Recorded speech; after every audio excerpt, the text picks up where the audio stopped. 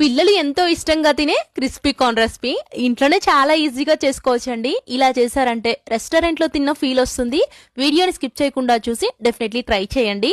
ముందుగా నేను ఇక్కడ ఫ్రెష్ గా ఉన్న స్వీట్ కార్న్ కంకుల్ని తీసుకొని గింజల్ని ఒలుచుకున్నాను. నేను ఇక్కడ 3 స్వీట్ కార్న్ కంకుల్ని తీసుకున్నానండి. ఇప్పుడు 2 లీటర్స్ వాటర్ లో కొద్దిగా సాల్ట్ వేసుకొని ఒలుచుకున్న గింజలు వేసుకొని ఒక 5-6 నిమిషాల పాటు ఉడికించుకోవాలి. ఉడికిన తర్వాత ఇలా గింజలన్నీ కూడా స్ట్రైనర్ ద్వారా సెపరేట్ చేసుకోండి.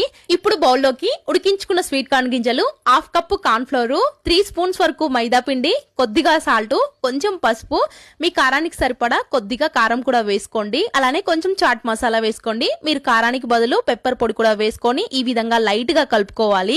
మరీ ఎక్కువగా చేతులతో బాగా కలపకుండా గింజలకి పిండి పట్టే విధంగా కలుపుకొని ఒక పక్కన డీప్ ఫ్రైకి సరిపడా ఆయిల్ పెట్టుకొని ఆయిల్ లో వేసుకొని ఫ్రై చేసుకోవాలి. ఇలా ఫ్రై చేసుకున్న తర్వాత సన్నగా కట్ చేసుకున్న ఉల్లిపాయ, కొత్తిమీర వేసుకొని వేడి వేడిగా తింటే చాలా బాగుంటాయి.